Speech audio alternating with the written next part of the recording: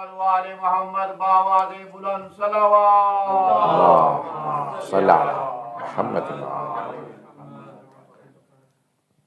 تاریخ عراق و شام کے عنوان سے یہ اشرہ جاری ہے، اور ہم نے ایک مختصر سا تاریخچہ آپ کی خدمت میں پیش کیا ہے، پری اسلامک، جو اسلام سے پہلے کی تاریخ تھی، اور پھر اس کے بعد ہم نے کوشش کی کہ اسلام کے بعد کی تاریخ کو پیش کیا جائے۔ ابھی تک میں صرف عراق کو پیش کر پایا ہوں، اور کوشش حضرت شہربانو کا آنا اور امام سجاد کی ولادت 38 ہجری میں ہے، تو کیسے ممکن ہے کہ 28 ہجری میں فتح ہوا ہو، 27 ہجری میں فتح ہوا ہو، اور یعنی 11 سال بعد امام سجاد کی ولادت۔ بات پہنچ رہی؟ تو وہ کہتے ہیں کہ وہ 27 ہجری میں نہیں، 37 ہجری میں فتح ہوا، تو ایک دانت جو ہے وہ گر گیا دو سے، وہ کیونکہ عربی میں 2، 27 اور 37 جو ہے وہ 3، اگر آپ دیکھیں تو وہ، تو اس کا وہ کہتے ہیں کہ یہ ایک دانت یا گر گیا ہے یا گرا دیا گیا ہے۔ تو ایران جو ہے وہ فتح ہوا جناب امیر کے زمانے میں۔ بہرحال اب یہ مجھے اس سے بحث نہیں ہے، لیکن یہ دور جناب امیر علیہ السلام کا، پھر اس کے بعد اگر آپ دیکھیں تو بنو امیہ کا جو کیپٹل رہا، کیونکہ جو فاؤنڈر ہے بنو امیہ کی خلافت کا، اس کا نام ہے معاویہ ابن ابی سفیان، وہ فاؤنڈر کہا جاتا ہے اس کو بنو امیہ کی خلافت کا۔ حالانکہ دیکھا جائے تو تیسرے خلیفہ بھی بنو امیہ میں سے تھے، لیکن کیونکہ اب جو لوگوں نے، مسلمانوں نے، اہل سنت نے زیادہ تر خاص طور سے جو خلافت کا دور ہے اس کو جو نام دیے ہیں، خلفائے راشدین، پھر بنی امیہ، پھر بنی عباس، اور پھر بہرحال جو مغلوں کا، اس کا جو منگول جو ہیں یہ چنگیز خان، اور اس کے بعد کا جو دور ہے پھر وہ دور آ جاتا ہے، اور پھر جو دور ہے وہ تمام ادوار پھر ایرانی بادشاہوں کے ادوار آتے ہیں، اور پھر ایرانی بادشاہ میں چلیں تھوڑا سا تاریخ سے جلدی پیش کر ہی دوں۔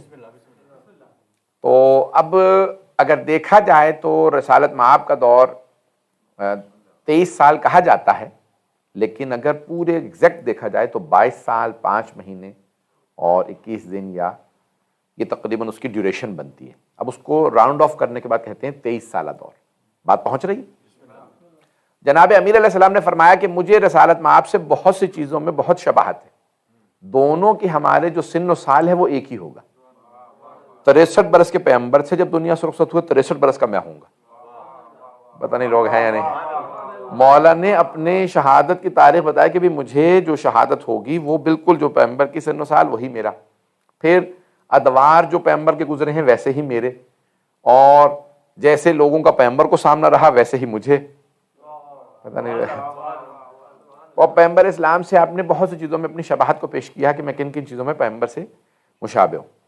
اور تو اب جب دور آئے تو اس کے بعد پھر 2 سال اور 3 مہینے دور ہے پہلے خلیفہ کا، دوسرے خلیفہ کا دور ہے 10 سال، تیسرے خلیفہ کا دور ہے 12.5 سال تقریباً، اور جناب امیر کا جو دور خلافت ہے، ظاہری جو خلافت ہے، وہ 4 سال 9 مہینے، سب ملا لیں تو پھر دیکھیں اب بہت سی باتیں ہیں کیونکہ ٹیلی ویژن پہ جا رہی ہیں، میں بڑے محتاط انداز سے پیش کر رہا ہوں کہ بھائیوں نے بہت زیادہ خلافت راشدہ کو اہمیت دینے کی کوشش کی، اور زور یہ دیا کہ رسول خدا صلی اللہ علیہ وسلم خود فرما گئے تھے کہ الخلافت من بعدی 30 سنہ، میرے بعد خلافت جو ہے وہ 30 سال رہے گی، تو وہ کہتے ہیں وہ 30 سال تو چاروں کے ہی بنتے ہیں بس۔ یہ خود بھول جاتے ہیں کہ بھئی اگر امام شافعی اور احمد بن حنبل اگر آ کے نہ کہتے کہ حضرت علی کو مانو، تو ابتدائی دور والے تو پھر واضح الفاظ تھا کہ علی کے ماننے والے اور علی کے مخالف، خلفاء راشدین کی بحث ہی نہیں تھی ابتدا میں۔ پتہ نہیں لوگ ہیں یا نہیں۔ میں اصل میں ایک بار بتاتا ہوں، اب ٹیلی ویژن کے حساب سے میں نہیں کہنا چاہ رہا تھا کہ میں نے اصل میں یہ اشرا ہمارے یہ محمد عسکری جو ہیں سید، ان کی محبتوں اور ان کے اسرار پہ ان کی بہت زیادہ زور دینے پہ قبول کیا۔ یقین مانیے میں 3 4 مجالس مسلسل پڑھ رہا ہوں، اور وہ بھی امریکہ آسٹریلیا وغیرہ کے اندر کہ کوئی 2:30 بجے رات کی مجلس ہے، کوئی صبح 5:30 بجے کی ہے، کوئی 12 بجے کی ہے، پھر دوپہر میں جو گھروں کی مجالس وغیرہ وعدہ دے رکھے تھے جو پہلے سے، میں نے صرف 40 سے پہلے، کیونکہ میرا عراق جانے کا تھا، پھر حالات ہی ایسے بن گئے، تو میں نے پہلے خمسے 3 4 جو ہیں وعدے دے رکھے تھے، اور یہ مسلسل جو ہیں ہر روز جس دن سے آیا تھا پاکستان سے کہنے لگے کربلا تو نہیں جا رہے ہوں گے، ہمارے یہاں پڑھیے، ہمارے یہاں پڑھیے، ہمارے یہاں پڑھیے. اتنا انہوں نے کہا کہ میں نے شرمندگی میں کہا کہ اب میں کس منہ سے منع کروں، میں نے قبول کر لیا.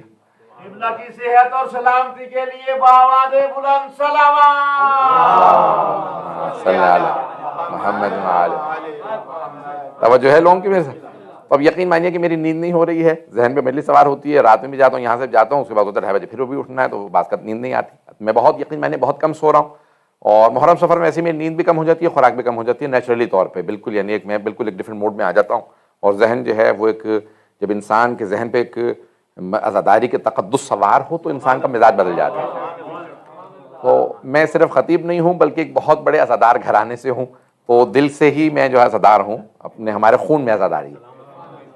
تو اجداد نے جو خون میں تربیت کر دی ہے تو اس کی وجہ سے میں تو بہرحال یقین میں نے عقیدت کی ایسے پڑھ رہا ہوں، تو میں یقین میں نے آرام نہیں کر پا رہا ہوں، میری تھوڑی سی آواز افیکٹ ہو گئی ہوگی تو سنیے گا. میں اگر پیش کروں گا تھوڑا سا آج وقت لوں گا. تو عزیزان گرامی، اب یہ خلافت کا دور وہ کہتے ہیں کہ پیغمبر نے فرما دیا تھا کہ 30 سالہ دور ہوگا میرے بعد. اب وہ یہ بھول جاتے ہیں کہ اگر میں نے پہلے 4 خلیفہ کے ادوار کو جمع کر لیا جائے تو 29 سال اور 6 مہینے بنتے ہیں. 30 سال پھر بھی نہیں بنتے.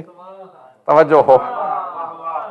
پھر جناب امیر کے بعد 6 مہینے مدت خلافت امام حسن مجتبیٰ کی. اور یہ بھول جاتے ہیں کہ ہماری اپنی کتابوں میں موجود ہے کہ جوانان جنت کے سردار ہیں تو خلفاء راشدین 4 نہیں، آپ کے حساب سے بھی 5 ہونے چاہیے. لیکن اگر انسان تبرکاً اہل بیت میں سے کسی کو رکھنا چاہے تاکہ دوسروں کی تائید ہو جائے تو اس کے کیا کیا جا سکتا ہے. تو عزیزان گرامی، اب جناب امیر علیہ السلام کے شروع سے معاملہ یہ تھا کہ جناب امیر ہی داعی تھے. جب داعی تھے تو یا علوی یا مخالف لوگ ہیں، تو 2 گروہ تھے ابتدا سے کہ بھئی یا علی کو ماننے والے یا مخالف تھے. تو لیکن بہرحال بعد میں پھر جو ہے ادوار میں رکھا گیا کہ نہیں یہ اس طرح سے کر لیا جائے کہ نہیں 4 خلفاء راشدین رکھے جائیں اور 30 سالہ دور بنایا جائے اور سب کر آ کے. تو اب یہ دور جو بن رہا ہے اس کے بعد پھر امام حسن مجتبیٰ علیہ السلام کی خلافت یعنی جو ظاہری حکومت ہے وہ 6 مہینے، اور پھر اس دوران جو ہے وہ دوسری خلافت میں معاویہ کو بنایا گیا تھا گورنر شام کا. شام اس وقت یہ پورا کا پورا شام تھا، یعنی 4 ملک جو آج ہیں، جو میں نے پہلے دن پیش کیے تھے کہ شام، اردن، فلسطین اور لبنان. تو اب وہ خلیفہ تھا. اب میری ایک آپ سے سوال ہے، آپ کہتے ہیں کہ بھئی چوتھے خلیفہ ہیں جناب امیر، حکمران ہیں، کسی حکمران کو اپنے کسی بھی گورنر کو یا ماتحت کو معزول کرنے کا حق حاصل ہے؟ نہیں پہنچا سکا. بھائی حق حاصل ہے نا، حکمران ہے، ایک حکمران کو حق حاصل ہے کہ میں مثال کے طور پہ انہیں اپنا گورنر بنا لوں یا انہیں ہٹا دوں. اگر میں حکمران ہوں تو مجھے نصب کرنے کا، عزل کرنے کا حق ہے. توجہ ہو. بھئی کسی بھی متولی کو امام بارگاہ کے یا مثال کے طور پہ کسی حرم کے کسی بھی آدمی کو نصب کرنے کا، عزل کرنے کا حق ہے. اگر تم چوتھا خلیفہ بھی مانتے ہو تو مولا کو حق تھا کہ معزول کر دیتے. مجھے تعجب ہے مسلمانوں پہ، یا تو کہو کہ ہم مولا کو نہیں مانتے، علی بن ابی طالب کو نہیں مانتے، یا کہو مانتے ہیں. اگر مانتے ہو تو پھر مولا کا حق ہے جسے چاہے معزول کر دے. ایک اور جملہ کہوں گا عزیزان گرامی، سارے مجمع کی ایسی توجہ چاہیے مجھے. عزیزان گرامی، آج ہمارے بہت سے برادران، اب یہ کیونکہ ٹیلی ویژن پہ جا رہا ہے، مجھے پتا ہے کہ میرے برادران ہیں سن رہے، بڑے بڑے علماء سن رہے ہیں جو میرے ساتھ دوستیاں بھی ہیں، محبتیں ہیں. تو میں عزیزان گرامی آپ سے ایک سوال پیش کر رہا ہوں اپنے تمام برادران سے. آپ کہتے ہیں جو پہلے خلیفہ کی مخالفت کرے، گالیاں بکے، اس پہ لعنت کرے تو دین سے خارج ہے.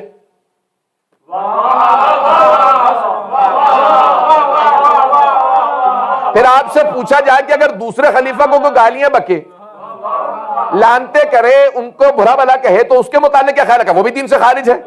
اور اگر کوئی تیسرا، بھائی آج پاکستان میں مسئلہ کیا کھڑا؟ یہی تو مسئلہ کھڑا. تو کہتے ہیں بھائی تیسرے خلیفہ کی جو مخالفت کرے، جو ان کو نہ مانے، انہیں گالیاں بکے، ان پہ لعنت کرے، وہ دین سے خارج. اب آئیے ذرا پوچھو، اچھا آپ لوگوں نے قانون بنایا کہ پہلے 3 خلفاء کو اگر کوئی نہ مانے، مخالفت کرے، گالیاں بکے، لعنت کرے تو دین سے خارج. آپ خود ہی کہتے ہیں خلفاء راشدین ہیں 4، تو پھر چوتھے سے متعلق کیا اصول ہے؟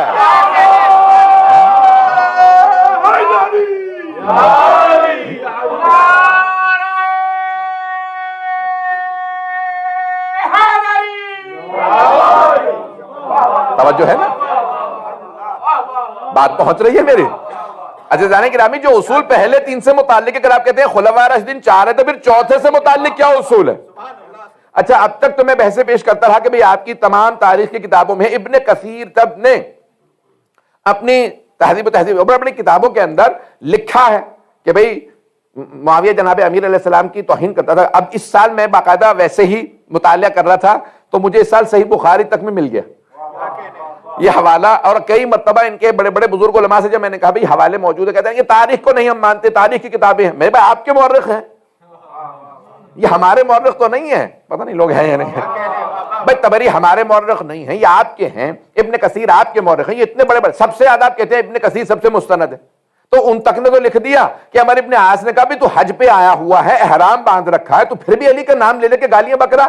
تو یہاں باقاعدہ حج پہ بھی جا رہے تھے تو توہین. اب یہ مجھے اتفاقاً مل گیا خود صحیح اسی سال ماہ رمضان کے اندر دوبارہ مطالعہ کر رہا تھا جناب امیر کے مناقب اور سب کچھ دیکھتے داکھتے دوبارہ اتفاقاً کرتے کرتے پتہ چلا صحیح بخاری میں بھی موجود ہے. تو وہ برادران جو مجھ سے بحث کر رہے تھے کہ ہم تاریخ کی کتابوں کے حوالوں کو نہیں مانتے, حدیث سے دکھاؤ تو صحیح بخاری میں ہے.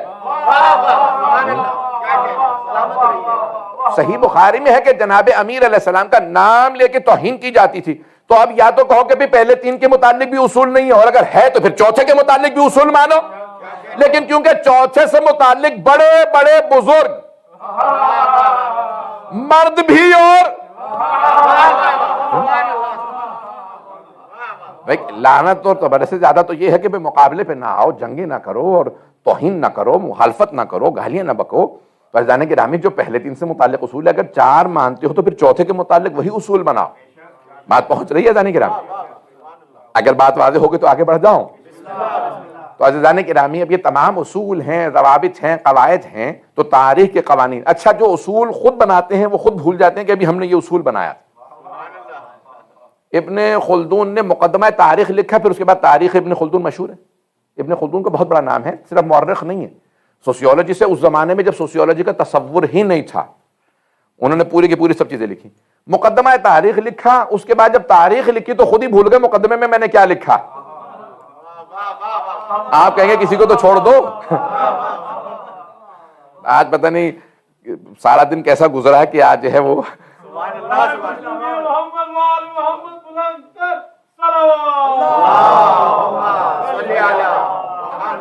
ٹھیک ہے.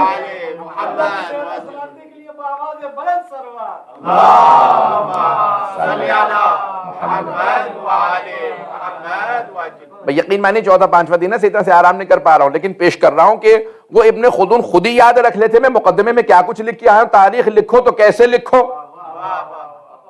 جب انہوں نے ساری تاریخ لکھی تو تاریخ میں ثابت یہ کرنے کی کوشش کی کہ جناب امیر سے جن جن لوگوں کی جنگ تھی وہ دین کی نہیں تھی, خاندانی جنگ تھی. پتہ نہیں لوگ ہیں یا نہیں ہیں. وہ کہتے ہیں خاندانی جنگ, خاندان تو سمجھتے ہیں نا, یہ اردو کا لفظ ہے بھائی. خاندانی جنگ تھی, بنی ہاشم سے جنگ تھی. میں کہتا ہوں کہ جب جناب امیر کا معاملہ آتا ہے تو کہتے ہیں بنی ہاشم سے جنگ تھی, علی سے بدلہ لے رہے تھے. جب کربلا میں آتے ہو تو کہتے ہیں علی کا بدلہ لے رہے تھے. نہ جانے کلمہ گو کب تک بدلے لیتے رہے.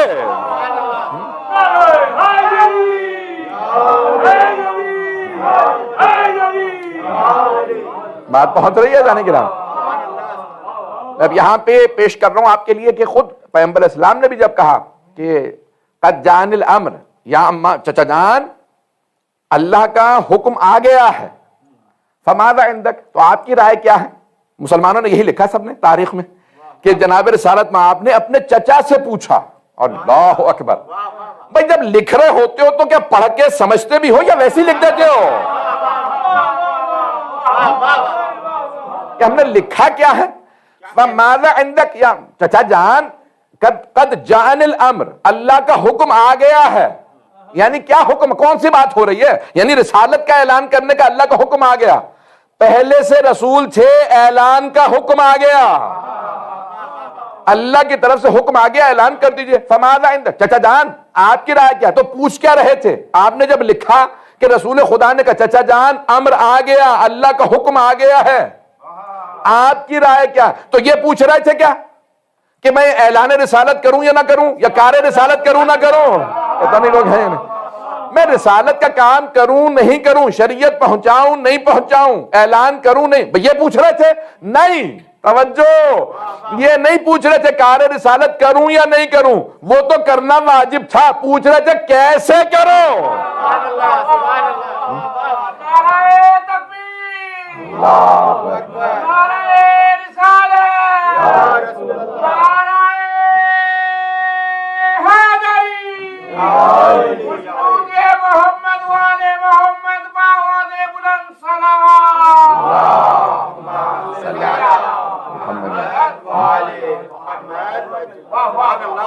یہ نہیں پوچھ رہے تھے کہہ رسالت کروں نہ کروں، اعلان رسالت کروں نہ کروں، یہ پوچھ رہے تھے کیسے کروں، کیا کروں؟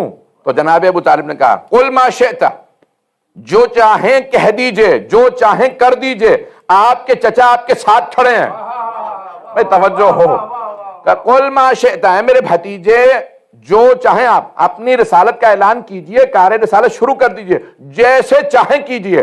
ابو طالب آپ کے ساتھ کھڑا اور دو باتوں کی ضمانت دی، کہا جو ہاتھ آپ کی طرف بڑھے گا وہ ہاتھ توڑ دوں گا، جو زبان کھلے گی وہ زبان کھینچ لوں گا۔ بھائی کچھ لوگ تو پہنچ گئے ہیں، بھائی سارے بندے کی توجہ آخری آدمی تک۔ عزیزان گرامی، کسی کی مخالفت دو ہی چیزوں سے ہوتی ہے، یا زبان سے یا ہاتھ سے۔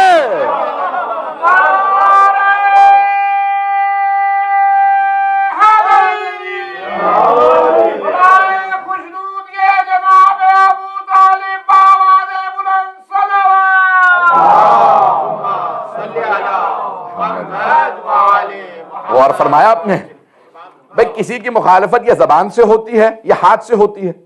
جناب ابو طالب نے دونوں کی مقابلے کے لیے ضمانت دے دی، کہا اگر زبان کھلی آپ کے خلاف تو زبان کھینچ لوں گا، ہاتھ اٹھا تو ہاتھ توڑ دوں گا۔ اب سمجھ میں آیا جناب ابو طالب سے دشمنی کیا تھی؟ پتہ نہیں لوگ ہیں یا نہیں۔ بھئی دشمنی جناب ابو طالب سے یہی تھی کہ رسالت کی حمایت کر رہے ہیں اور مخالفین کی کمر توڑ رہے ہیں، وہی جناب امیر نے کیا۔ اور صرف پتہ نہیں لوگ ہیں یا نہیں، کیا کیا جناب امیر نے؟ یہی کیا بھائی، جہاں پیغمبر نکلے بچوں نے پتھر مارنا شروع کیا، آپ فوراً سامنے آ گئے، جو پتھر آیا سینے پہ لیا، جو ہاتھ اٹھا وہ ہاتھ توڑ دیا۔ پتہ نہیں لوگ ہیں یا نہیں، جو سر اٹھا پیغمبر کے مقابلے میں وہ سر پھوڑ دیا۔ تو اب جو جناب ابو طالب نے وعدہ کیا تھا وہ جناب امیر نے پورا کیا۔ پتہ نہیں بات پہنچ رہی،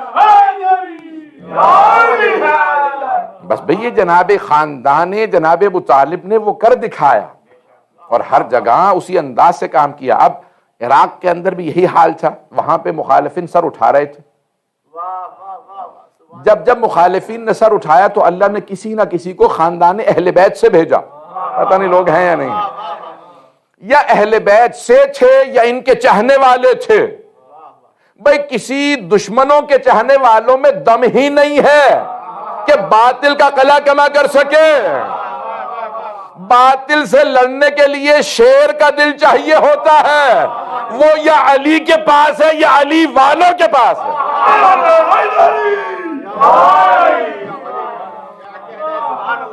شیر کا دل یا علی والوں کے پاس ہے۔ اور یہ بڑے بڑے افراد دھونس دینے والے مجموع کہ ہمیں دھونس نہ دو کہ ہم اتنی بڑی ریلی نکال لیں گے، ہم اتنا بڑا اجتماع کر لیں گے، ہم اتنا مجمع لے آئیں گے۔ ارے تمہیں نہیں پتا کربلا میں یزید سے بڑا کوئی لشکر لا سکتا ہے؟ عزیزان گرامی، جناب سید سجاد جب ایک مرتبہ پہنچے نا کوفے تو عبید اللہ ابن زیاد نے کہا خطبہ مت دیجیے گا، آپ کو خطبہ دینے کی اجازت نہیں۔ مولانا نے کہا کیوں، کون روک لے گا مجھے؟ پتہ نہیں لوگ ہیں یا نہیں۔ مولانا نے کہا کون روک لے گا مجھے؟ مولا سید سجاد، گلے میں توق ہے، ہاتھوں میں زنجیریں، پاؤں میں بیڑیاں۔ مولانا نے کہا کون روک لے گا؟ کہا میں رکواؤں گا، جلاد میرے پاس، فوج میرے پاس۔ مولانا نے کہا اتحدثنی بالموت یا ابن زیاد تھا، کیا تو مجھے موت سے ڈرا رہا ہے، قتل سے ڈرا رہا ہے؟ القتل لنا عادت، قتل ہو جانا ہماری عادت ہے۔ وَالشَّهَادَةُ مِنَ اللَّهِ لَنَا کرامہ، شہادت ہمارے لیے کرامت ہے، مجھے موت سے نہ ڈرا، میں علی کا پوتا ہوں۔ میں تیرے بھی اجداد کو جانتا ہوں، تو میرے اجداد کو بھی جانتا ہے۔ اس سے زیادہ کھل کے نہ کہلوائیے گا، بات پہنچ رہی ہے نا عزیزان کرام۔ تو عزیزان گرامی، جناب سید سجاد نے خطبہ دیا، وہ نہیں روک سکا، اور جناب زینب کبریٰ نے خطبہ دیا، وہ نہیں روک سکے۔ وہ سب کے سب وہاں پہ اتنا بڑا لشکر، اتنی بڑی فوج، اور جناب زینب کے دو جملے میں انشاءاللہ شاید پورا ایک مجلس، شاید شب عاشور جناب زینب کی پھر پوری پڑھ دوں گا، کیونکہ آج میں مکمل نہیں کر پاؤں گا۔ عزیزان گرامی، اب تاریخ اٹھا کے دیکھ لیجئے عراق کی، اس پوری تاریخ میں اب بعد کا جو دور آتا ہے تو بنی امیہ کا، میں جو آپ کو پیش کر رہا تھا کہ جناب پھر خلفاء راشدین کے بعد کہتے ہیں کہ بنی امیہ کا دور، اور وہ پھر معاویہ کی حکومت ہے، یہ معاویہ کے فوراً بعد یزید کی ہے، یزید کے بعد پھر معاویہ کی، معاویہ ابن یزید، جس نے صرف 3 دن حکومت کی اور پھر انتقال کر گیا۔ اگر سننا چاہیں گے پیش کروں۔ شام و عراق کی تاریخ یعنی کہہ لیں کہ عراق و شام تاریخ کے آئینے میں اگر سنیں گے اس اشرے کا جو عنوان ہے، تو اب شام میں جب کیپٹل بن گیا خود دمشق، تو معاویہ ابن یزید خود تاریخ یعقوبی میں 2 جلدوں میں ہے، یہ بھی ہماری نہیں ہے، برادرانی کی تاریخ، تو وہاں پہ تاریخ یعقوبی میں جملے ہیں کہ معاویہ کو جب ایک مرتبہ اعلان کیا گیا کہ تیرا باپ مر گیا، 3 سال یزید زندہ رہا، اور 3 سال میں اتنے بڑے بڑے اس نے گناہ کیے، 3 ایسے گناہ کیے کہ ان میں سے ایک بھی اس کی جہنم کے لیے کافی تھا۔ پہلے سال 61 ہجری میں مولا حسین کو شہید کیا، 62 ہجری میں مدینے کو تاراج کر دیا، اور تیسرے سال خود خانہ کعبہ پہ اس نے حملہ کیا، منجنیق سے اس کے جرنیل نے خانہ کعبہ پہ باقاعدہ پتھر برسائے، آگ لگا دی، ستر کعبہ چل گئے، اور خانہ کعبہ کی دیواریں معاذ اللہ استغفر اللہ علیہ وسلم، یعنی آپ سوچ سکتے ہیں کہ کیسے کیسے ملعون لوگ۔ اور یہ آج یزید کا دفاع کرنے والے، میں بھی پچھلے دنوں پڑھ رہا تھا ایک پاکستان کے مفتی کا، نام لینا مناسب نہیں ہے، بہت سے لوگوں کو برا لگ جائے گا، پتہ نہیں کس کس کے وہ بڑے ہیں، کہ وہ کہہ رہے تھے کہ نہیں یہ میں نے ہمارے بزرگوں سے نہیں دیکھا کہ کسی نے یزید پہ لعنت کی ہو اور کہا ہو کہ یزید واقع ملعون ہے، ہمارے ہاں روایات میں نہیں ہے کہ وہ شرابی تھا، یہ شیعوں کی کتابوں میں ہے، اور تو بھی شیعوں کی کتابوں میں کس سے ہے؟ خود مولا حسین سے ہے، پتہ نہیں لوگ ہیں یا نہیں، خود مولا سجاد سے ہے۔ جب خود مدینے میں مولا حسین علیہ السلام نے خطبہ دیا یزید کے خلاف، تو اس میں کہا کہ مروان و ولید جب بیعت طلب کر رہے تھے، کہا کہ کون یزید؟ شارب الخمور، مولا نے کہا شرابوں کا پینے والا، انواع اقسام کی شرابیں منگانے والا، شارب الخمور، خمر نے کہا خمور، لاعب القمار، جواری، جوا کھیلنے والا، معلناً بالفسق، کھلم کھلا فسق و فجور کرنے والا۔ مولا نے فہرست گنوائی ہے اس کے گناہ کی، اور آج یہ کہہ رہے ہیں کہ نہیں اس کے متعلق مسلم نہیں ہے، اور نعرے لگائے جا رہے ہیں۔ تو یہ یزید کا کردار، خود اگر آپ کو نہیں معلوم تو اس کے بیٹے سے پوچھ لیجئے، اپنی تاریخوں میں پڑھ لیجئے، اولاد سے زیادہ ماں باپ کو کوئی نہیں جانتا، وہ گھر میں سب کچھ دیکھ رہے ہوتے ہیں۔ اگر میں جملے کہوں گا سخت تو بہت معذرت کے ساتھ، کیونکہ ٹی وی پہ جا رہے ہیں، نہیں تو وہی مجھے تو پرواہ نہیں ہے۔ تو عزیزان گرامی، اب ایک مرتبہ معاویہ ابن یزید نے کہا، یزید کے بیٹے معاویہ نے ایک مرتبہ خطبہ دیا اور روتے ہوئے خطبہ دیا، کہا کہ میرے باپ کے دادا نے رسول خدا کے خلاف ہمیشہ ظلم و جور کو روا رکھا، یعنی ابو سفیان کا کہہ رہا ہے، نسل ہے، کہا اور اس نے کیا کچھ کیا اور کس قسم کے اس نے مظالم ڈھائے، اور حضرت حمزہ کی شہادت کے اندر اس خاندان کا حصہ تھا، بڑے بڑے حضرت عبیدہ کی جو رسول خدا کے چچا، یہ سب کے سب شہید ہوئے، کہا ان کی شہادتوں کے اندر ان کا ہاتھ۔ پھر کہا وہ بھی گیا ہی نہیں تھا کہ میرے دادا نے، یعنی اس کے یعنی یزید کے باپ نے، کہا کہ اس نے جناب امیر کے خلاف بے انتہا مظالم ڈھائے، جنگیں کی، ممبروں سے مولا کا نام لے کے توہین کی، اور کہا کہ جب وہ گیا تو پھر یزید آ گیا، یعنی اپنے باپ کے متعلق کہا اور اس نے حسین ابن علی کو شہید کر دیا۔ مجمع رونے لگا، اس نے کہا میں وہ مظالم نہیں کرنا چاہتا جو میرے باپ دادا پردادا نے کیے، اور میں یہ حکومت، یہ ہند کا اثر تھا، پتہ نہیں لوگ ہیں یا نہیں، یہ یزید کے خون کا اثر نہیں تھا، وہ جو زوجہ کے اندر اہل بیت کی محبت تھی۔ اس نے کہا کہ میں اس خلافت سے انکار کرتا ہوں، اس نے ٹھوکر مارا اس تاج کو، اور وہ پھر مر گیا۔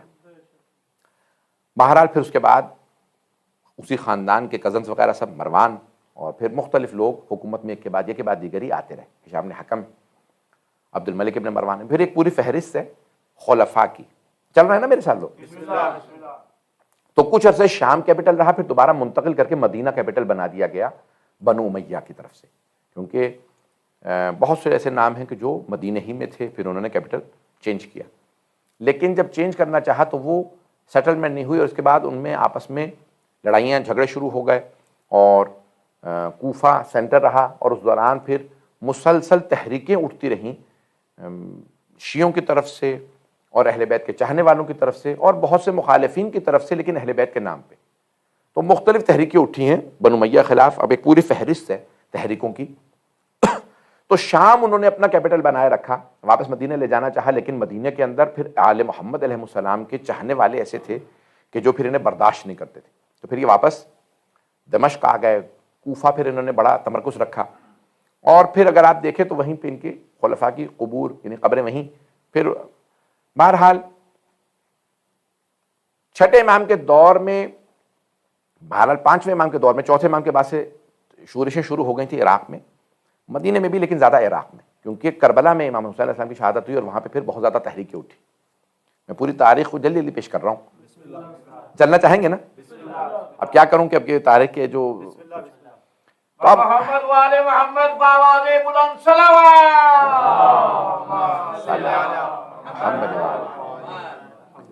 تو عزیزان گرامی، اب یہ بنو امیہ کا جو دور ختم ہوا، دور ختم کیا ہوا، بس کو ختم کر دیا گیا. تو اب وہاں پہ جب وہ دور کہہ لیں کہ بنو امیہ کا بڑا جو سخت ترین دور تھا، کہ اس میں ایک مرتبہ آواز بلند کی گئی بنی عباس کی طرف سے کہ انہوں نے اہل بیت پہ ظلم کیا ہے اور یہ خلافت جو ہے وہ اہل بیت کا حق ہے، امامت اہل بیت کا حق ہے، ان سے چھین لینا چاہیے بنو امیہ سے. اور جب یہ موومنٹ شروع ہوئی کہ ان سے چھین لینا چاہیے، تو لوگوں نے اس پہ لبیک کہا. اب انہوں نے کس کے نام پہ؟ اہل بیت علیہ السلام کے نام پہ خلافت کو حاصل کیا. لیکن جیسے خلافت مل گئی، عبداللہ صفا پہلا ان کا خلیفہ تھا، عبداللہ سے ابو العباس اس کی کنیت تھی، تو انہوں نے فوراً، جیسے آپ جانتے ہیں دنیا کے اندر اصول یہی ہیں کہ حکمران کوششیں کرتے رہتے ہیں یا سیاستدان کہ ہم کسی طرح سے حکومت میں آ جائیں. سیاستدان کوششیں کرتے ہیں اور جب حکومت میں آ جاتے ہیں تو ان کی دوسری کوشش یہ ہوتی ہے کہ اسی کو باقی رکھا جائے، کسی اور کو حکومت نہ دی جائے. یہاں پہ اس مقام پہ شہید باقر الصدر نے ایک جملہ کہا ہے، وہ فرماتے ہیں، کہتے ہیں کہ اگر کوئی ہارون الرشید ہو اور اس کے زندان میں امام موسیٰ کاظم علیہ السلام ہو اور ایک رات بھی وہ زندان میں رکھے حکومت کے لیے، اس کی جگہ پہ کوئی کلمہ گو عبادت گزار بھی آ جائے اور ایک رات امام وقت کو زندان میں رکھے، اس کی جہنم کے لیے کافی ہے. پتہ نہیں بات پہنچی یا نہیں پہنچی، میں جانتا ہوں میں سخت جملے کہہ رہا ہوں. شہید باقر الصدر نے پورا تجزیہ کیا، کہا کہ اگر تاریخ میں بہت کم ایسے حکمران گزرے جن کی اتنی بڑی حکومت رہی ہو کہ پورا ایران اور یہ جو آج صدرن رشین اسٹیٹس ہے، سینٹرل ایشیا جو کہلاتا ہے، ازبیکستان، تاجکستان، آذربائیجان اور یہ ترکمانستان، یہ تمام اسٹیٹس یہ فتح ہو چکی تھی. پورا کا پورا حجاز، یمن، نارتھ افریقہ، یہ جو پورا آج مصر، لیبیا، الجزائر، یہ ساری کی ساری حکومت اسلامی تھی، مسلمان اسٹیٹ تھی. یہ سارے پہ ایک حکومت بن گئی تھی، بنی عباس نے قبضہ کر لیا اور ہارون الرشید کی حکومت تھی. بعد میں اس نے تقسیم کر دیا، آدھی حکومت جو فارس کی تھی اپنے بیٹے مامون کو دی اور عرب کی حکومت امین کو دی، اس نے ڈیوائیڈ کی. لیکن اس کی حکومت بہت بڑی حکومت تھی، بہت بڑی حکومت. سخت جملے کہہ رہا ہوں، ذرا مجھے معذرت. اتنی بڑی حکومت، شہید باقر الصدر کہتے ہیں اگر ایک رات بھی وہ زندان میں رکھتا، جبکہ اس نے کئی برس زندان میں رکھا، ایک رات بھی امام موسیٰ کاظم علیہ السلام کو زندان میں رکھتا کہ میں حکومت کا مزہ تو چکھ لوں کہ کیسی ہے، تو کہا اس کی جہنم کے لیے کافی تھا. ایک رات زندان میں رکھنا امام معصوم کو، امام پہ ظلم کرنا، تو کہا اس کی جہنم کے لیے کافی. میں سخت جملے کہہ رہا ہوں لیکن سن لیجیے گا. تو اب یہاں پہ حضرت بہلول دانا نے ایک مرتبہ اس کو سبق دینا چاہا، ہارون الرشید کو. دونوں سے متعلق ہے کہ بہت قریبی رشتہ دار تھے. تو انہوں نے ایک سوال کیا، کہا اگر تجھے پیاس کی بیماری لاحق ہو جائے، پیاس نہیں بجھتی، بہت لوگ پانی پیتے رہتے، پیاس نہیں بجھتی، کیا کرے گا؟ کہا جو میری اس پیاس کا علاج کر دے، اسے اپنی آدھی حکومت دے دوں گا، کیونکہ اس سے انسانوں سے مر جاتا ہے اور بڑی جلدی مر جاتا ہے. کہا اسے آدھی حکومت دے دوں گا. کہا اس کے بعد اگر تیرا پیشاب بند ہو جائے، انسان جب پانی پی لیتا ہے تو بعض اوقات گرمی کی وجہ سے، تو کہا جو حکومت رہ گئی ہے وہ بھی اسے دے دوں گا. تو کہا اس کا مطلب ہے تیری ساری حکومت صرف ایک پیشاب پہ قربان. کہا او ملعون، تو نجاست کے اس لیے اپنی ساری حکومت دے دے گا اور آل محمدوں کو تو نے زندانوں میں رکھا ہوا ہے. اب آپ نے پتہ نہیں جملہ پہنچا یا نہیں پہنچا ہے. آپ سوچ سکتے حضرت بہلول دانا نے اتنا بڑا سبق دیا، کہا کہ او بدبخت انسان، جس حکومت کو تو نجاست پہ قربان کر دے گا، اس حکومت کی خاطر تو آل محمد پہ مظالم ڈھا رہا ہے. تجھے سمجھ میں نہیں آتا تو کن پہ ظلم کر رہا ہے. یہ ہوا، تاریخ ہے، یہ تاریخ بڑی تلخ ہے. تاریخ اگر آل محمد علیہ السلام کا دیکھیں تو ایسے ایسے لوگوں نے ظلم ڈھائے ہیں. میں ایک اور جملہ پیش کر رہا ہوں. تو اب بنی عباس کا دور کافی طولانی دور ہے، بنی امیہ کے دور سے زیادہ.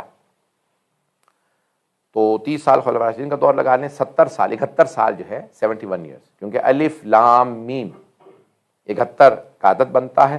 اور بعض روایات میں ہے کہ یہ جناب سرور کائنات کے لیے اللہ کا خاص پیغام تھا کہ آل محمد پہ بنو امیہ کا جو ظلم ہے 71 سال رہے گا. اور چھٹے امام نے کہہ دیا تھا کہ ختم ہو رہا ہے ان کا دور، اور ختم کوئی سوچ نہیں سکتا تھا کہ اتنے طاقتور ختم ہو گیا دور. بہرحال مجھے اس کی تفصیل میں نہیں جانا. تو اس کے بعد پھر بنی عباس کا دور طولانی، حتیٰ 12ویں امام کی غیبت کے بعد تک جاری رہا. چلیں گے بھی وقت ہے، ایک صلوات پڑھیں محمد و آل محمد. شکریہ. برائے خوشنود یہ سید الشہداء باواد بلند صلوات.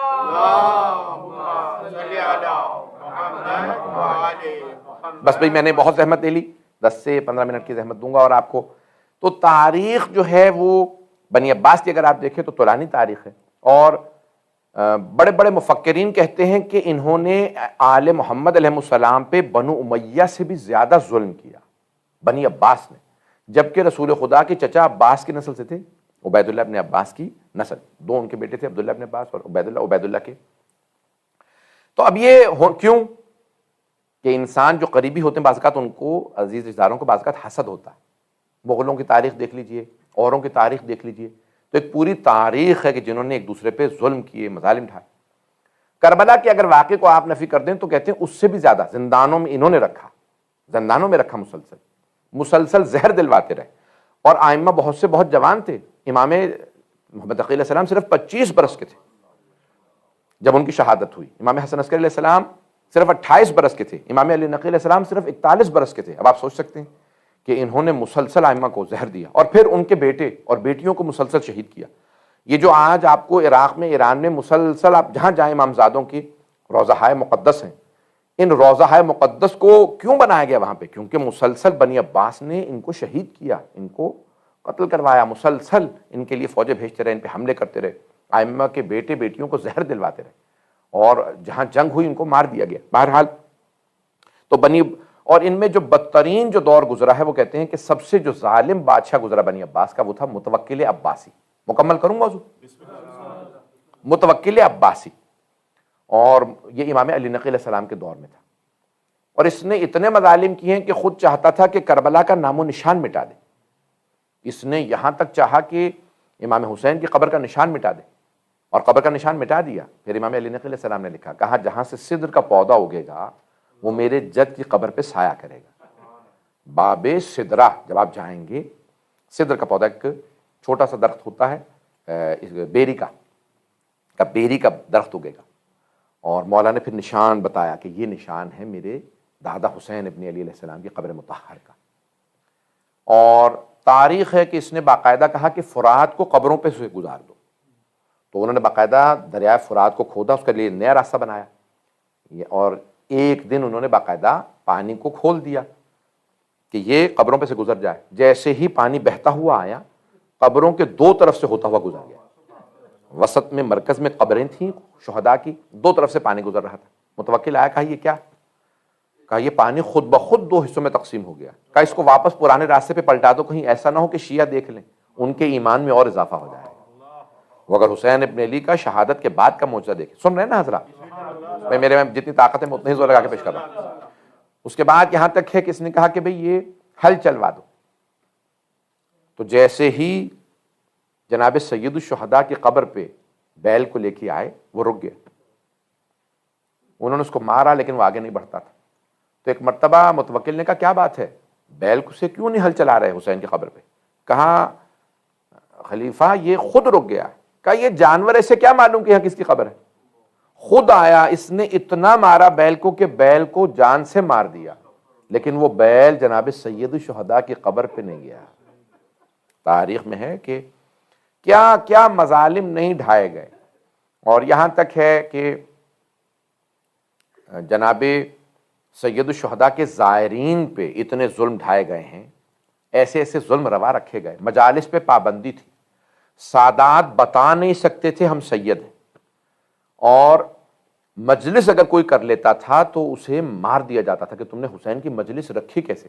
مجلس کا نام مجلس یہ اہل بیت علیہ السلام نے رکھا، اس لیے ہم دنیا بھر میں آپ کہیں چلے جائیے، دنیا میں کہیں چلے جائیے، اتفاق کی بات ہے کہ عربی کا لفظ ہے، ایرانی بھی مجلس کہتے ہیں، فارس جتنے ہیں، افغانوں میں چلے جائیں، جتنے بھی جہاں جہاں پہ مجالس ہو، ترکی میں، اردو میں، پنجابی میں، سرائکی میں، سندھی میں، حتیٰ فارس چلے جائیے، افریقہ چلے جائیے، دنیا بھر میں جو بھی امام حسین کی مجلس برپا کرتا ہے تو کہتے ہیں مجلس حسین۔ اللہ اکبر! یہ امام رضا علیہ السلام نے اس کو نام مجلس دیا کہ مجلس ہے امام حسین علیہ السلام۔ اس سے پہلے صرف مصائب ہوتے تھے پوری، جس طرح سے آج یہ مجلس ہے کہ تو بہرحال ہوتے ہاتھ واتے اس طرح سے آئی ہے، تو ابتدائی دور میں تو مصائب بھی نہیں ہوتے تھے، اہل بیت صرف نام پکارتے تھے اور رونے لگتے تھے۔ روایات میں ہے کہ بیویاں مصائب نہیں پڑھتی تھی، ایسا مصائب نہیں ہوتا تھا، صرف کوئی بیوی بھی آواز دے دیتی تھی واہ حسینہ، سب رونے لگتے تھے۔ جب خاموش ہو جاتی تھی پھر کوئی بیوی کہتی تھی واہ عباسا، ساری بیویاں رونے لگتی تھی۔ اگر دوبارہ خاموش ہو جائیں تو کوئی بیوی کہتی تھی واہ علی اکبرا۔ تو بیویاں صرف نام لیتی تھی، روتی تھی۔ مولا سجاد مصائب نہیں پڑھتے تھے، بس روتے رہتے تھے امام، واہ حسینہ، ہائے میرے بابا کو پیاسا مار دیا گیا، بس کہتے رہتے تھے، روتے رہتے تھے۔ تو دور عجیب تھا۔ پھر اس کے بعد پانچویں اور چھٹے امام علیہ السلام کے زمانے میں باقاعدہ مصائب ہونے لگے۔ یہ مصائب ہوئے ہیں، روایات میں موجود ہے کہ چھٹے امام علیہ السلام کے پاس ان کا چاہنے والا عزیز سا ننیالی کوئی دور کا رشتہ دار ان کی والدہ کے خاندان سے، حضرت ام فروا کے خاندان ملنے آیا، کہ مولا کیا بات ہے، اتنے افسردہ ہیں، آپ کی آنکھوں میں آنسو، مولا کبھی زندگی میں میں نے آپ کو اتنا غمگین نہیں دیکھا، مولا کیا بات ہے؟ کس سے کہہ رہا ہے؟ مولا امام صادق علیہ السلام۔ مدینے آیا مولا کے گھر، لوگ بیٹھے ہیں اور مولا فرش پہ بیٹھے ہیں، مسند پہ نہیں ہیں، زمین پہ بیٹھے ہیں اور مولا کے آنسو بہ رہے ہیں اور بہت غمگین۔ کہا مولا کیا بات ہے؟ تو مولا نے ایک مرتبہ اسے دیکھا، کہا تمہیں نہیں معلوم عاشورہ آ گیا ہے، محرم آ گیا ہے، محرم کے دن آ گئے ہیں۔ تو ایک مرتبہ وہ بھی رونے لگے، کہا مولا حکومت اعلان نہیں کرتی، کبھی بھی کچھ مخالف حکومتیں تھیں۔ تو ایک مرتبہ مولا امام صادق علیہ السلام نے ایک مرتبہ کہا کہ تمہارے بابا اشعار کہتے تھے، مرثیہ، جیسے آپ مرثیہ کہتے ہیں نا، سلام کہنا، سو سلام کہنا، مرثیہ۔ تو کہا کہ تمہارے والد اشعار کہتے تھے اہل بیت کی شان میں، منقبت بھی کہتے تھے، غم کے بھی اشعار کہتے تھے، تم بھی کہتے ہو؟ کہا ہاں۔ کہا تم نے کوئی میرے جد حسین کے لیے کہا ہے، کو مرثیہ کہا؟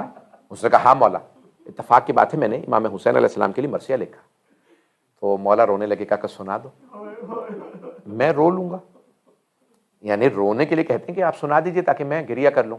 تو اس نے کہا ٹھیک ہے مولا سناؤں۔ مولا نے کہا نہیں بھی رک جاؤ، خادم کو بلایا، کہا ذرا پردہ کھینچ دو، میری ماں سے اور بہنوں سے کہو مجلس ہونے والا۔ اجرکم اللہ، اجرکم اللہ۔ تو ایک مرتبہ امام صادق علیہ السلام نے فرمایا ذرا میری والدہ سے بتا، کون ہے امام کی والدہ؟ حضرت ام فروا بنت قاسم بنت محمد ابن ابی۔ تو اب ایک مرتبہ کہا ذرا میری والدہ، پردہ کھینچا، خادم نے ایک مرتبہ پردہ لگایا اور امام علیہ السلام خود تشریف فرمائے، دیکھ رہے ہیں کہ مولا کی والدہ آئیں، بہنیں، بیٹیاں، آپ کی زوجہ سب آ کے بیٹھ گئے۔ اب مولا علیہ السلام نے فوراً کہا مرثیہ پڑھنے والے سے، کہا اب مرثیہ سناؤ، میری والدہ آ گئی۔ اچھا کیونکہ ظاہراً یہ میں کہہ رہا ہوں کہ وہ مولا کی والدہ کے خاندان سے تھے شاید، تو انہوں نے جب مرثیہ پڑھنا شروع کیا نا تو مولا تو رو رہے تھے۔ آپ جانتے ہیں نا کہ خواتین اونچی آواز سے گریہ کرتی ہیں، تو اب روایت کے الفاظ ہیں کہ مولا کی والدہ کی آواز آنے لگی، تو اس نے مخاطب ہو کے کہا مولا کی والدہ سے، یا ام فروا اگر آپ زیادہ روئیں گی نا تو آپ کا بیٹا صادق آل محمد آپ کو گلے لگائے گا، آپ کو پیار کرے گا، دلاسا دے گا، تسلی دے گا، آپ کے بیٹے آپ کو تسلی دیں گے۔ امام صادق کہیں گے اماں بس کیجئے، لیکن اے ام فروا جب آپ کی پھپھیاں رویا کرتی تھیں، اے ام فروا جب آپ کی پھپھیاں رویا کرتی تھیں انہیں تازیانے مارے جاتے تھے۔ بس ایک مرتبہ امام کی والدہ اور زیادہ رونے لگیں، خود مولا امام صادق بلند آواز سے رونے لگے۔ ایک مرتبہ مدینے والے سارے کے سارے مولا کے دروازے پہ جمع ہو گئے، کیا بات ہے، کوئی وفات ہو گئی ہے، یہ سب اتنا کیوں رو رہے ہیں امام صادق کے گھرانے والے؟ جانتے ہیں کیا روایت کے الفاظ ہیں؟ امام نے دروازے کو دیکھا اور کسی آدمی سے کہا الباب الباب، دروازہ بند کر دو، دروازہ بند۔ کہا کیوں مولا؟ کہا میرا بیٹا بے ہوش ہو کے گر گیا ہے۔ اب یہاں یہ نہیں معلوم کون سا بیٹا بے ہوش ہو، لیکن میرا دل کہتا ہے ہو نہ ہو امام موسیٰ کاظم علیہ السلام ہوں گے، کہ امام کے صاحبزادے بے ہوش ہو گئے رو رو کے، کس پہ؟ مصائب پہ، کہ ہائے میرے جد حسین مارے گئے، ہائے میری پھوپھیوں کو تازیانے مارے گئے۔ اجرکم اللہ۔ بس میں تھوڑے سے مصائب اور پڑھنا چاہوں گا، میرے ساتھ چلیے گا۔ میں پیش کر رہا تھا کہ متوکل نے بڑے مظالم ڈھائے، لیکن کیا کرو روایات پیش کروں گا تو اب 8ویں امام کے دور میں سے کہا گیا مجلس ہے، متوکل بہت مظالم ڈھاتا تھا۔ اس نے کہا جو بھی حسین کی زیارت کے لیے جائے نا تو اسے ٹیکس لگا دو، اتنے پیسے لگاؤ کہ فقیر ہو جائے، غریب ہو جائے۔ لوگ اپنے مکان بیچ بیچ کے زیارت کے لیے جاتے تھے۔ ہاں زائرین کم ہو گئے تھے، کم لوگ جاتے تھے، لیکن پھر بھی زائرین جاتے تھے۔ یہاں تک کہ اس نے کہا اب جو زائر جائے نا اس کا ایک ہاتھ کاٹ دینا، یہ خود بخود زیارت بند کر دیں گے۔ یہاں تک لکھا ہے کہ ایک مرتبہ ایک بوڑھی خاتون آئیں، جیسے ہی پل بغداد پہ پہنچی انہوں نے کہا کہ او بڑھیا جانتی نہیں ہو ہم ہاتھ کاٹتے ہیں؟ کہا ہاں جانتی ہوں۔ کہا پھر بھی زیارت کے لیے جاؤ گی؟ کہا ہاں۔ کہا پھر اپنا ہاتھ نکالو۔ جیسے انہوں نے اپنا ہاتھ رکھا تو انہوں نے کہا نہیں ہم الٹا ہاتھ نہیں کاٹتے، ہم سیدھا ہاتھ کاٹتے ہیں۔ تو اس خاتون نے ایک مرتبہ مؤمنہ نے فرمایا، کہا کہ پچھلے سال تم میرا سیدھا ہاتھ کاٹ چکے ہو، سیدھا ہاتھ تو تم پچھلے سال کاٹ چکے ہو، اب الٹا ہی ہاتھ میرا باقی رہ گیا ہے۔ بڑی بڑی زحمتوں سے لوگوں نے زیارتیں کی ہیں، یہاں تک ہے کہ بعض اوقات دو افراد جاتے وہ ایک کو قتل کر دیتے تھے، ایک کو مار دیتے پھر کہتے۔ اب تاریخ بغداد پہ یہ واقعہ درج ہے، اور میں نے پڑھا تھا چند برس پہلے تو بہت سے لوگوں نے حوالہ جات مانگے، پھر میرے دوستوں نے متعدد حوالے 5 حوالے نکال کے دیے اس واقعے کے لیے۔ بڑے بڑے جید علماء نے اس کو پڑھا ہے کہ امام حسین کے متوکل کا دور، امام حسین کی زیارت پہ پابندی۔ ایک بوڑھی نابینا خاتون اپنے بیٹے سے کہنے لگی مجھے ایک مرتبہ میرے مولا حسین کی زیارت کرا دے، پتہ نہیں کب میرا دم نکل جائے بیٹا، میری اب نہ ٹانگیں چلتی ہیں نہ آنکھیں دیکھتی ہیں، بس مجھے ایک مرتبہ میرے مولا کی زیارت کرا دے۔ بیٹے نے ماں کو کپڑے میں باندھا، پشت پہ اٹھایا۔ ایک مرتبہ جب پل بغداد پہ پہنچا تو سپاہیوں نے متوکل کے پوچھا بھئی کہاں جا رہے ہو؟ تو اس خاتون نے کہا ہم مولا حسین کی زیارت کے لیے جا رہے ہیں۔ تو انہوں نے سپاہیوں نے کہا ہم ایک کا قتل کر دیتے ہیں، ایک جا سکتا ہے۔ انہوں نے اس مؤمنہ کو، بوڑھی خاتون کو بیٹے کے پشت سے اتارا، بیٹے کا گلا کاٹا اور اس کو فرات میں ڈال دیا۔ مؤمنہ نے کہا بھی میں چل نہیں سکتی، میں اپاہج ہوں، میرا بیٹا کہاں ہے؟ تو کہا ہم نے آپ کے بیٹے کو، تمہارے بیٹے کو قتل کر کے فرات میں ڈال دیا، اگر بلا سکتی ہو بلا لو۔ اب آپ جانتے ہیں نا بوڑھی ماں کے لیے جوان بیٹے کی موت برداشت کرنا بڑا مشکل کام ہے۔ جوان بیٹے کی موت برداشت کرنے کے لیے کسی زینب کبریٰ کا کلیجہ چاہیے، کسی لیلا کا دل چاہیے۔ بس بھئی اب ایک مرتبہ وہ مؤمنہ رونے لگی۔ جب انسان زیادہ پریشان ہوتا ہے نا تو بعض اوقات اس کی زبان سے کفریہ جملے نکل جاتے ہیں، وہ گستاخی کر دیتا ہے۔ اب مؤمنہ ایک مرتبہ رونے لگی، بہت روئیں، اور پھر روتے روتے ایک مرتبہ کہہ دیا، کہا میں حسین کی زیارت کے لیے جا رہی تھی، عباس نے میرا بیٹا لے لیا۔ بس یہ نہ جانے ان سے نادانی میں گناہ ہو گیا، کوتاہی ہو گئی۔ ابھی رو ہی رہی تھی، گھٹنوں پہ ہاتھوں پہ چلتی ہوئی جا رہی ہیں کہ اچانک بیٹے نے آواز دی اماں میں آ گیا۔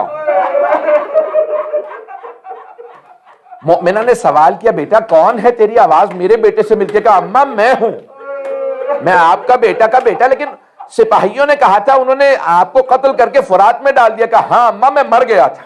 کہا پھر بیٹا کیسے واپس آئے؟ کہا اماں مجھے مولا عباس لائے۔ اجرکم اللہ۔ کہا اماں مجھے مولا عباس لائے ہیں۔ کہا کہ مولا مجھے معاف کر دیجئے گا۔ ایک مرتبہ وہ بوڑھی مومنہ رونے لگی، کہا مولا مجھے معاف کر دے، میں نے گستاخی کی تھی۔ کہا نہیں کوئی بات نہیں، آپ میرے بھائی کی زائرہ ہیں، کوئی ایسا معاملہ نہیں۔ کہا نہیں مولا آپ مجھے معاف کر دے۔ کہا میں نے معاف کر دیا، کوئی ایسا معاملہ نہیں ہے۔ کہا اگر آپ نے معاف کر دیا ہے تو مجھے اپنے ہاتھ چومنے دیں۔ تو مولا نے کہا میں عباس ہوں۔ کہا ہاں مولا میں جانتی ہوں آپ عباس سے، میں ہاتھ چومنا چاہتی ہوں۔ مولا نے کہا اگر میرے ہاتھ ہوتے سکینہ کو تماچے نہ لگتے۔